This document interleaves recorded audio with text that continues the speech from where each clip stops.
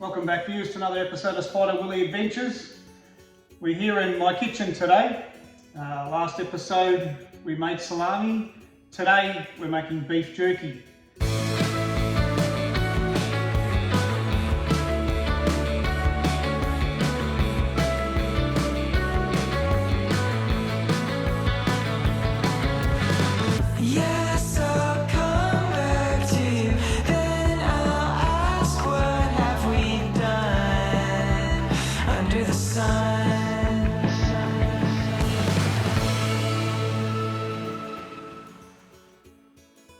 See, I've got the ingredients for the marinade there.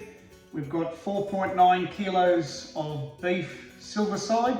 You can use silver side, top side, anything that's quite lean that you don't have to trim off too much of the fat will work well. So we're going to start by slicing this up into small pieces, and then I'll show you how we make the marinade. Giving our hands a thorough clean, I'm going to start by trimming off the excess fat. The knife a little sharpened.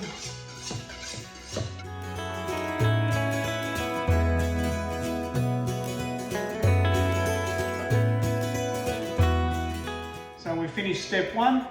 We've trimmed off all the fat. We end up with about 10% of what I buy ends up getting trimmed off. That doesn't go to waste, it gets diced up and cooked up for the dogs. So I've cut up all the meat here. I kind of cut it into chunks, like so, that I can just slice them off into the slices of jerky the size that I like. If you're not so confident about cutting up the meat, really confident about handling a knife, you can always get the butcher to do this for you. Except you'll pay a lot more for the meat to be sliced up and trimmed up, obviously. I used to own a little chicken shop, so I've been working with knives for quite a few years, so I don't have problems with dicing and stuff.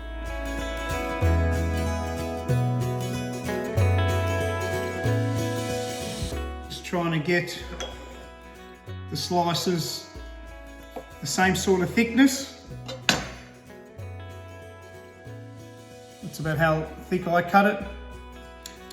So at the moment here, I'm cutting against the grain. I don't really find it matters whether you go with the grain or against the grain. Now I'm actually going with the grain. The main thing is to try and make all the pieces consistently the same thickness. Well, we've finished cutting up all the meat, all done. We've even diced up all the trimmings for the dog. So now I'm going to show you how I make the marinade. So we've given the bench a good clean from the meat. Meat's in the bowl now. Cleaned the knife. Got another chopping board. And what I've started doing in the last 2-3 times I've made my jerky, started using fresh ingredients, and the difference that it's made has been phenomenal. So I've got here, I've got an onion, a dozen chilies, or a dozen and a half. I've got about a dozen jalapenos there. These are all from Spider Willy's Veggie Garden. I've got half a clove of garlic. Spider Willy's Veggie Garden is where we normally have the lettuce here. There's parsley. We've got some spring onions going. This is carrots, horseradish. We've got some spinach, some silver beet, broccoli or broccolini, some broad bean, some potatoes that are ready to harvest, brown onion, red onion, our capsicum tree looks like it might be done. The eggplant tree is definitely produced, that needs to be ripped out. Here's the chili tree that just keeps on producing. They start off green and then they go to red. Beautiful. There's a jalapeno tree, and very happy with that. As I can see, jalapenos are starting to produce again, and some chives, so there it is. Got some honey, some ground chili, liquid smoke, the sriracha hot chili sauce, we like Worcestershire sauce, just from out here, bottles of the soy sauce from out here as well. Dicing up all these jalapenos, onions and garlic.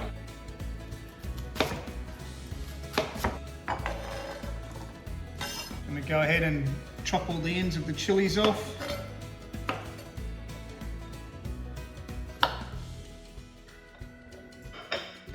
Tupperware thingamajig, where you can just pop all the ingredients in.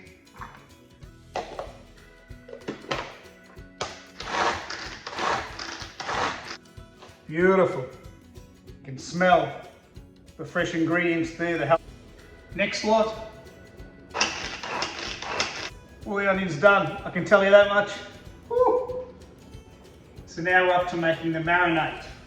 So what I'm putting in here is based on 4.5 kilos of meat. So for 2 kilos of meat, you would kind of half all these portions. So we've got 2 bottles of soy sauce, 2 bottles of Worcestershire sauce. That's hot chili sauce. I'm going to put in about 50 mils, because I like it spicy. Half a jar of ground chili. The hickory liquid smoke, just a good spoonful roughly. A dollop or 3 or 4 tablespoons. All the fresh ingredients, so that's our chilies, jalapeno, garlic and onion. We're going to give that a bit of a mix. Add all the meat. Next important step is to really give this a good mix. Get all the marinade all around every single piece of meat. So take your time with this step and just keep mixing it around.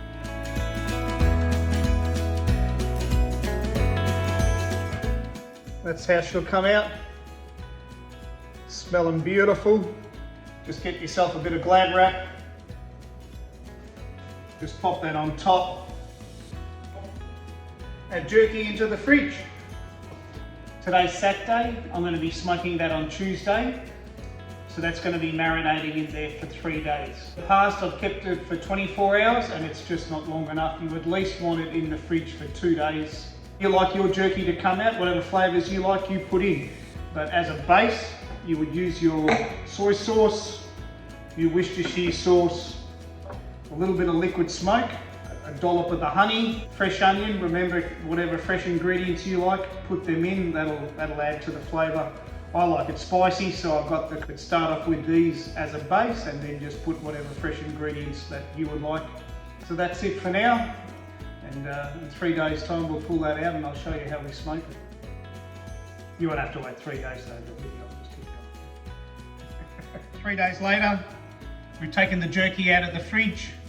What I did forget to mention was after the first day, I do take the jerky out of the fridge and I give it another really good mix just to make sure the marinade's getting all over the meat. And when I'm smoking the jerky, I like to smoke something else whilst I've got the smoker going. I may as well. This time I decided to do some beef ribs, which I also squeezed into the marinade here.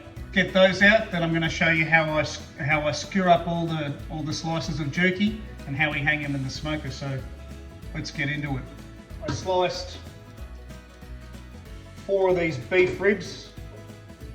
It smells good. Get the skewer. I'm going to pop all the meat on.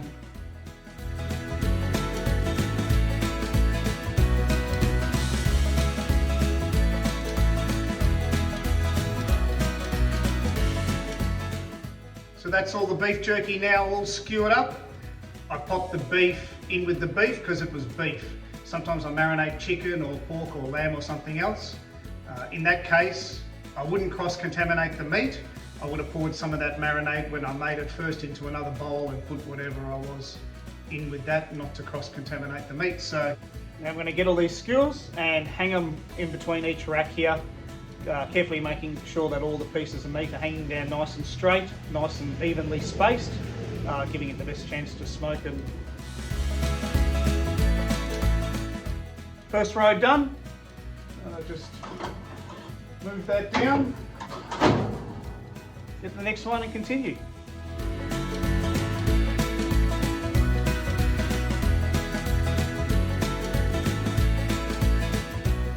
Also, if you don't have a smoker, and you're keen to give it a go. When I first started, I didn't have a smoker and I used to hang this in the oven inside.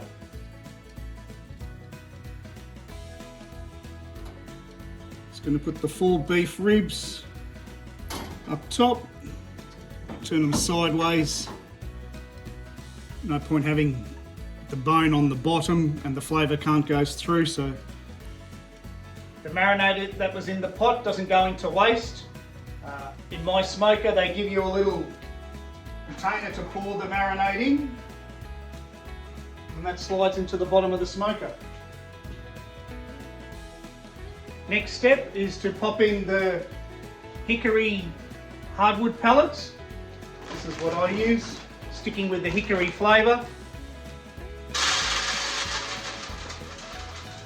The wood pellets will last a long time and giving the jerky a good smoky flavour. Little lid goes on top of that one and into the bottom of the smoker. It's all set up there now. Pellets there. It's going to turn on the gas bottle and get it all smoking.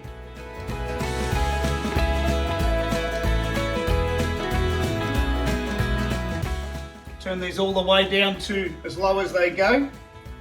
So we want the meat to smoke slowly. We don't want to burn it. And we've got a temperature gauge here. I will be monitoring that.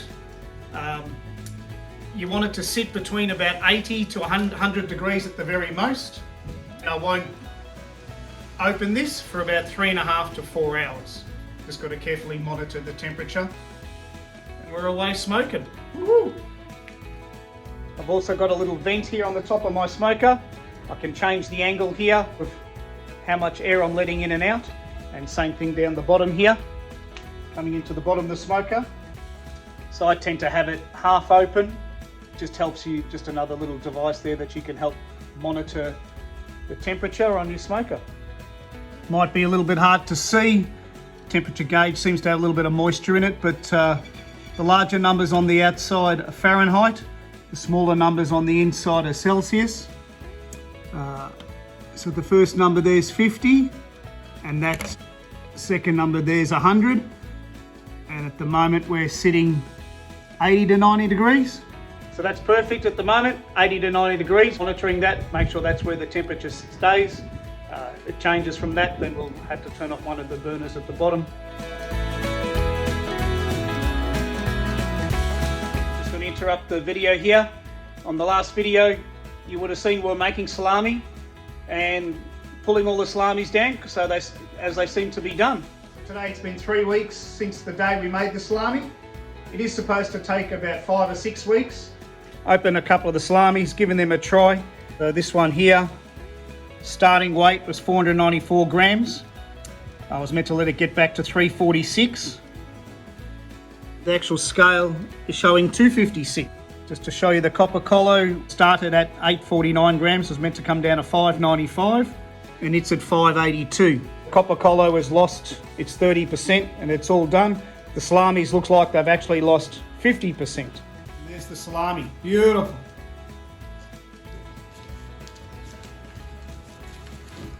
Pop your salami in that end.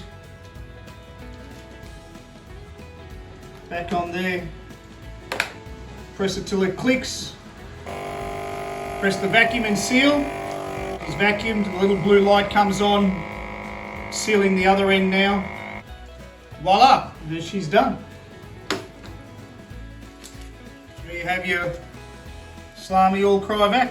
Uncle and I seem to think that because it's been a lot colder this year, the salami's cured a lot quicker this year. Back to the jerky making video.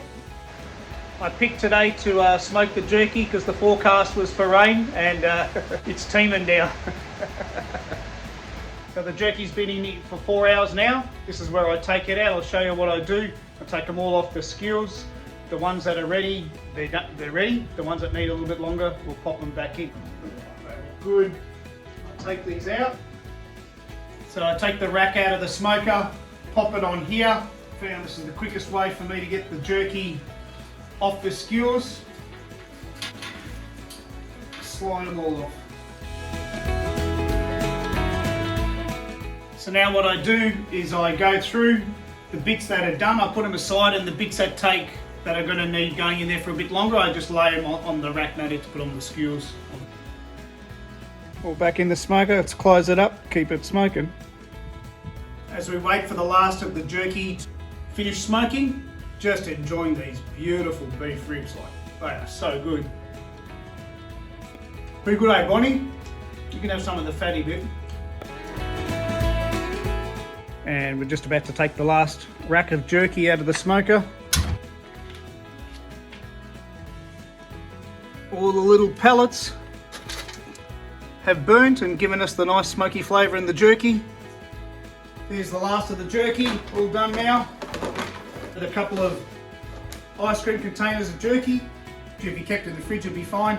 I just chuck it in the freezer, and then I take out a little bit every few days. But soon enough, we've got a couple of 4 drive trips. We'll get out flying, we'll get out fishing. Hope you enjoyed this one. Like, subscribe, we'll see you soon.